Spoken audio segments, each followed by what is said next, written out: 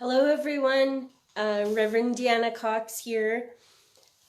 First of all, let me apologize for having no midweek reflection last week. I was away at a clergy retreat and thoroughly enjoyed in-person gathering with colleagues and friends, and so I had this fantasy that I would get it up later or find a moment somewhere in between, but that didn't happen. So I'm sorry for missing last week. And you may tell that I also came away from the retreat with another gift. I have a cold. And so forgive me if, and in my midweek reflection today, if at some point my brain just turns off momentarily, I am okay.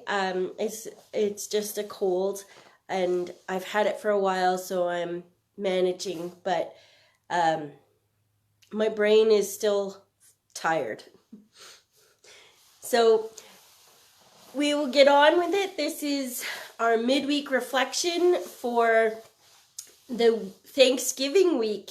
Our Canadian Thanksgiving is coming up on this weekend, and I am super excited because one of my physical locations is offering a free Thanksgiving dinner, and it has generated all sorts of wonderful ministry and awareness of our ministry.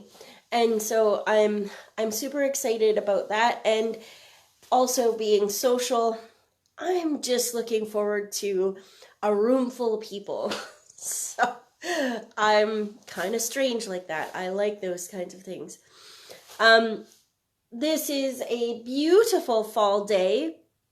I had hoped to maybe record outside, but as you can maybe see in the background, it's quite windy, and I know the wind plays havoc on the audio, and so I thought I would at least stand in front of my window. And so now you're just getting the light and darks transformations as my camera picks up the different kinds of light. But anyways, we are wrapping up our worship series that's called Come to the Table, and this is the last Sunday for it, and it's Come to the Table of Joy. And so, being Thanksgiving, we're talking about coming to a gathering with joy and gratitude, and how can we cultivate that in times of scarcity and adversity. It's no surprise that that so many churches are struggling, and ours are not above that. Some more than others, and so oftentimes in this worship series, we've talked about God's unconditional love and unlimited grace and having hope and peace. And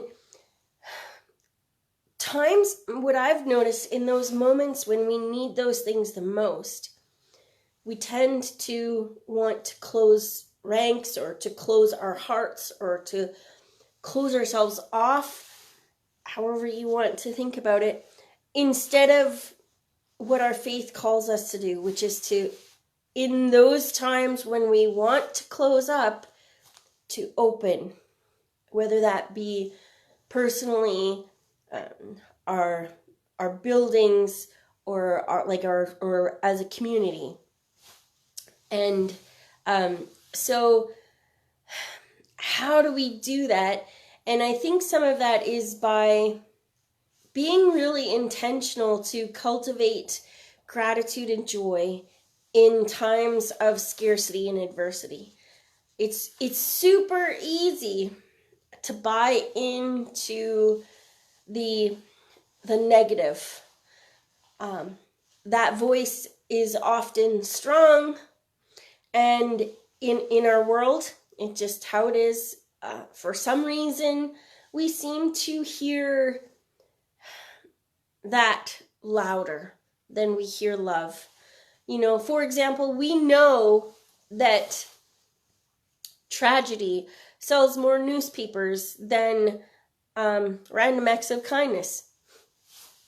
I wish it wasn't true, but it is. It's a proven thing. And so for some reason, that kind of tragic or that negative voice is often received louder than a voice of love. And so we need to be intentional about buying into or cultivating the love and the grace and peace and the gratitude. And so, you know, you've heard lots of people talk about starting a gratitude journal, and every night before bed, or, you know, at some particular time every day, they write what they're grateful for that's happened in the day. And, you know, people say grace at meals, and that's part of it, is offering gratitude and thanksgiving for what we have, and also offering that compassion, that grace to each other. And so when we do those things, we're more likely to notice the joy instead of just the hardship around us. And so I guess one of the passages that we're going to hear on Sunday is from Deuteronomy. I forget the numbers of it now, and I'll try and add it in the comments later. But it's talking about how God was going to lead the people to a land of plenty, and was promising them this abundance. And then the passage goes on to say, in your abundance, do not forget God. And so that's kind of, in our gratitude. Thanksgiving for me is a time of, where we are, it's a time of harvest, of bringing in the crops and bringing in our gardens, and people are doing canning and preserving food and thinking about the abundance of the earth. And so we are taking that and thinking about the abundance in our lives. And then the passage reminds us that abundance isn't just for us to share, just for us to keep to ourselves. That abundance is to remember God, and God asks us to remember our neighbors. And so we need to share that joy and that gratitude and that abundance with others. And so that's, here's the brain thing. Boop, gone.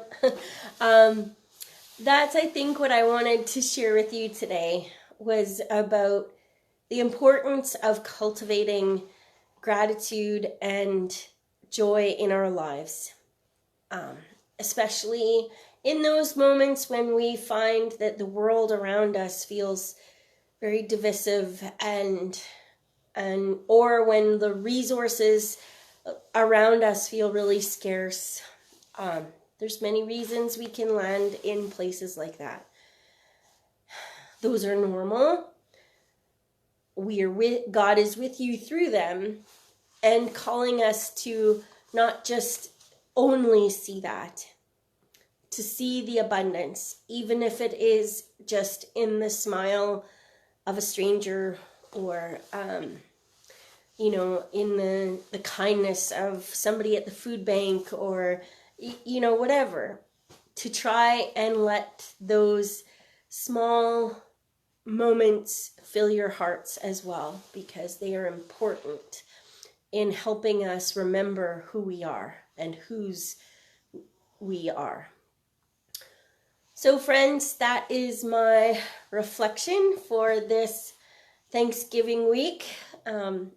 May you go through the rest of the week seeking out moments of gratitude and joy, and may you gather at a table and share them with someone this week. Take care. God bless. Bye.